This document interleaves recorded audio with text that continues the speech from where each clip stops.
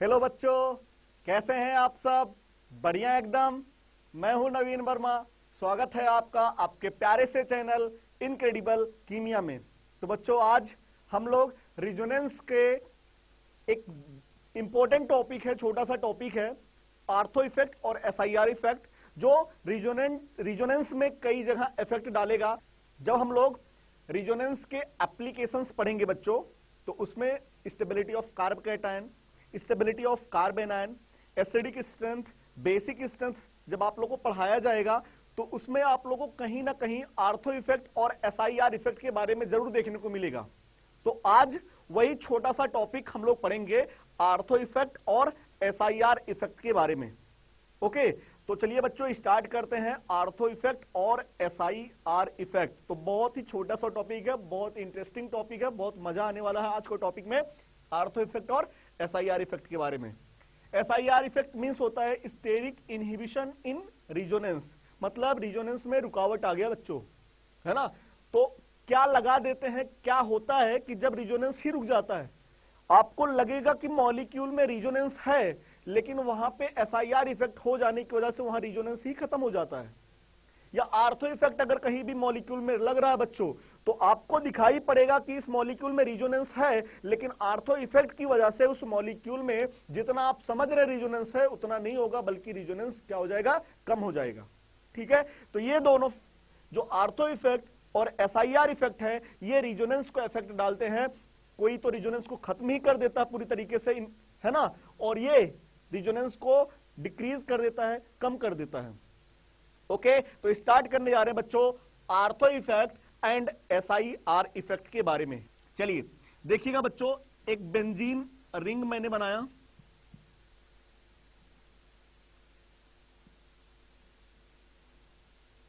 देखिएगा बच्चों, ये हमने आपके सामने बेंजीन रिंग बनाया है ना, और इस बेंजीन रिंग पे एक ग्रुप जी लगा दिया, एक ग्रुप जी लगाया। और आपको पता है बेंजीन के जिस कार्बन पे ग्रुप जुड़ा हुआ है वहां पे हाइड्रोजन नहीं है, बाकी और हर जगह हाइड्रोजन है। हाइड्रोजन यहां भी है, हाइड्रोजन यहां भी है, हाइड्रोजन यहां भी है, हाइड्रोजन यहां भी है, हाइड्रोजन यहां भी है। तो इसके आर्थो पोजीशन पे, इस ग्रुप के आर्थो पोजीशन पे अभी बच्चों ये आर्थो पोजीशन होगा, ये दोनों पोजीशन मेटा होंगे और इसे अपन लोग पैरा पोजीशन बोलेंगे। तो इस ग्रुप के आर्थो पोजीशन पे अभी हाइड्रोजन अटैच्ड है, हाइड्रोजन जुड़े हुए हैं। ठीक है, क्या होता है बच्चों, देखिएगा, मान लीजिए इस ग्रुप जी के पास लोन पेयर प्रेजेंट है और कार्बन बच्चों इस मॉलिक्यूल में, ये देखिएगा रिजोनेंस कुछ इस तरीके से होता है कि इस कार्बन का ऑर्बिटल इस जी के ऑर्बिटल के साथ इक्विटोरियल ओवरलैपिंग करता बच्चों, इक्विटोरियल ओवरलैपिंग करता है।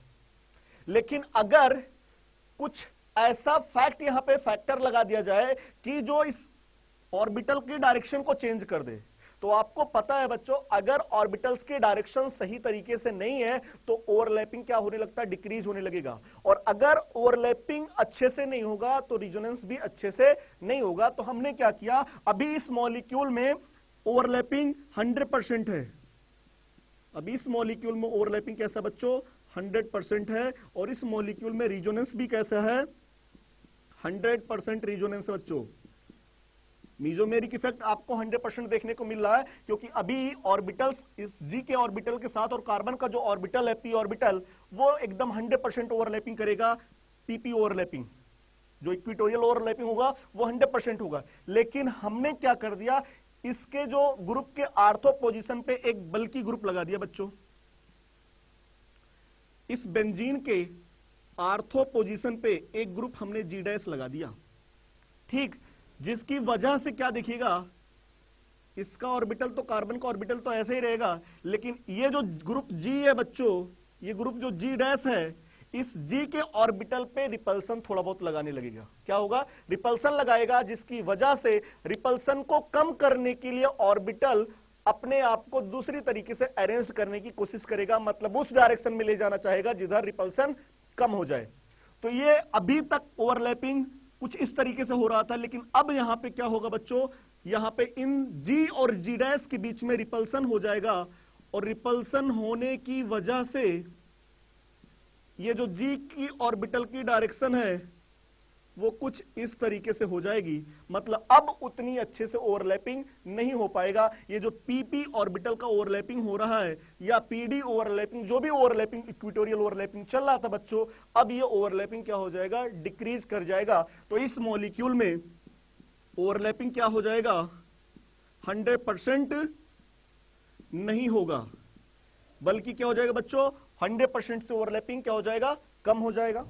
और अगर ओवरलैपिंग कम हो गया बच्चों, तो यहां पे जो resonance double bond, single bond, lone pair या जिसका भी कंजुगेट सिस्टम था, वहां पे रिजोनेंस भी क्या हो जाएगा, पहले के कंपैरिजन में कम हो जाएगा।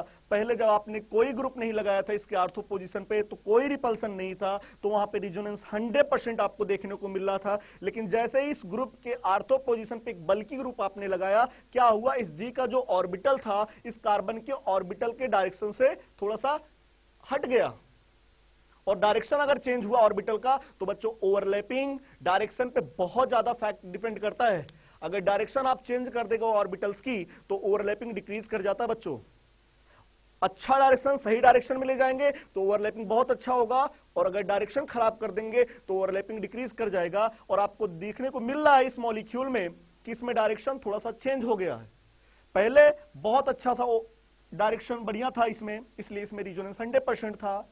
इस मॉलिक्यूल में डायरेक्शन चेंज होने की वजह से ओवरलैपिंग 100% से डिक्रीज कर जाएगा, 100% से कम हो जाएगा। अब 100% नहीं है, उससे कम है, और रिजोनेंस भी क्या हो जाएगा बच्चों, 100% से क्या हो जाएगा, कम हो जाएगा। और इस इफेक्ट को अपन लोग बोलते हैं आर्थो इफेक्ट।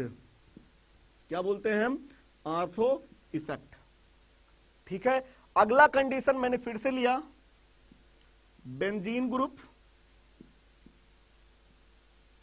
बेंजीन मॉलिक्यूल लिया बच्चों,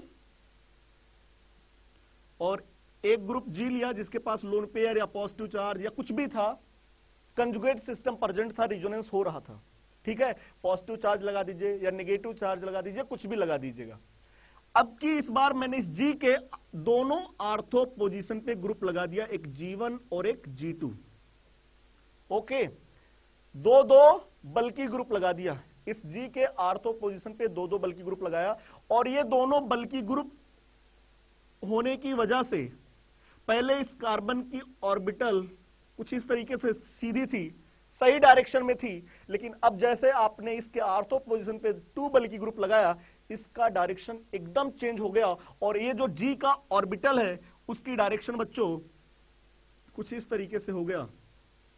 और आपको पता होगा कि कभी भी ऑर्बिटल्स परपेंडिकुलर डायरेक्शन में एक दूसरे से ओवरलैपिंग नहीं करते हैं, कि एक 90 डिग्री पे एंगल पे अगर दो ऑर्बिटल्स है तो उसमें ओवरलैपिंग नहीं होती है। मतलब एक ऑर्बिटल ऐसा है, दूसरा ऑर्बिटल कुछ इस तरीके से होगा, तो ऐसा ओवरलैपिंग नहीं होगा। ओवरलैपिंग या तो ऐसा होता है और या तो ओवरलैपिंग ऐसा होता है ना। ओवरलैपिंग को अगर ऑर्बिटल्स थोड़ा सा दूसरे डायरेक्शन में जाएगा तो ओवरलैपिंग डिक्रीज करेगा, लेकिन अगर ओवरलैपिंग को 90 डिग्री पे कर दिया जाए ऑर्बिटल्स को, तो वहां पे ओवरलैपिंग ही खत्म हो जाता है, पूरी तरीके से खत्म हो जाता है। तो इसका कहने का मतलब है इस मॉलिक्यूल में बच्चों क्या हो गया, ओवरलैपिंग ही खत्म हो गया। तो इसमें ओवरलैपिंग होगा क्या, नहीं बच्चों, इसमें ओवरलैपिंग 0% होगा। और अगर इस मॉलिक्यूल में ओवरलैपिंग 0% होगा तो अपन लोग कह भी सकते हैं कि इस मॉलिक्यूल में रिजोनेंस भी नहीं होगा। रिजोनेंस भी कितना होगा, 0%। मतलब पूरी तरीके से आपको लगेगा रिजोनेंस हो रहा है, कंजुगेट सिस्टम होते हुए भी इस मॉलिक्यूल में रिजोनेंस नहीं होगा। समझ में आ रहा है। तो इसको बोलते हैं अपन लोग SIR effect. SIR effect. SIR का मतलब होता बच्चों, S मतलब होता है स्टेरिक, I मतलब होता है इनहिबिशन, R मतलब होता है resonance. Steric inhibition in resonance.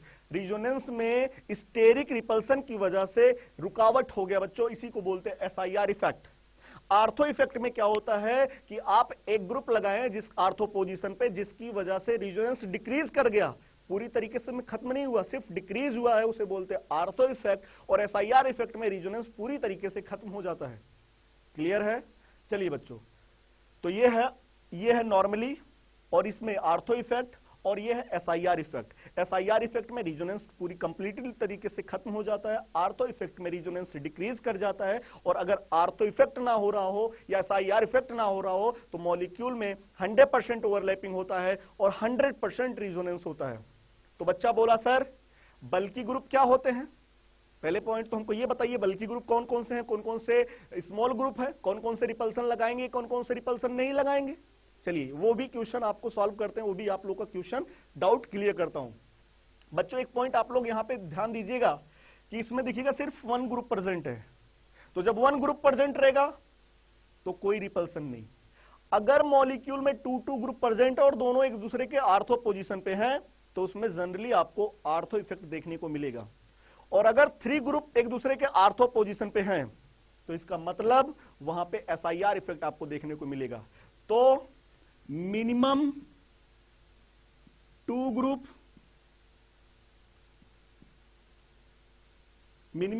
Should be present, है ना। मिनिमम 2 ग्रुप होना चाहिए उसमें, और उसमें से एटलीस्ट 1 ग्रुप तो बल्कि होना ही चाहिए। in which at least 1 group should be बल्कि। बच्चों इसमें देखिएगा 2 ग्रुप प्रेजेंट थे और उसमें से कोई एक ग्रुप अगर बल्कि एक भी निकल गया तब भी उसमें आर्थो इफेक्ट आपको देखने को मिलेगा। रिजोनेंस को थोड़ा बहुत तो कम कर देगा, लेकिन अगर दोनों बल्कि हैं तो और ज्यादा रिपल्सन करेंगे, और ज्यादा आर्थो इफेक्ट आपको देखने को मिलेगा, और ज्यादा रिजोनेंस डिक्रीज कर जाएगा। SIR इफेक्ट में मिनिमम 3 ग्रुप प्रेजेंट होने चाहिए और उस तीनों ग्रुप में से 2 ग्रुप में कम से कम बल्कि ग्रुप होने चाहिए। तो minimum 3 group and at least 2 group should be बल्कि। बल्कि मतलब बच्चों बड़े बड़े ग्रुप जो रिपल्सन को इंक्रीज करे, जिसकी वजह से स्टेरी रिपल्सन ज्यादा से ज्यादा आए। ओके, तो चलिए अब हम लोग ये जान लेते हैं कि कौन कौन से ग्रुप बल्कि हैं और कौन कौन से ग्रुप स्मॉल ग्रुप है। तो मुझे लगता है कि आप लोग समझ जाएंगे कि किसमें आर्थो इफेक्ट है ना। तो बच्चों कुछ ग्रुप होते हैं जो बल्कि होते हैं, बल्कि ग्रुप और स्मॉल ग्रुप। जैसे बच्चों COH ग्रुप, COH ग्रुप कैसा होता है? बल्कि होता है ना। SO3H ग्रुप बल्कि होगा। हेलोजन में ब्रोमीन हो जाए, हेलोजन में आयोडीन आ जाए, NO2 ग्रुप आ जाए, है ना, ये सब कैसे होते बच्चों? बल्कि ग्रुप होते हैं।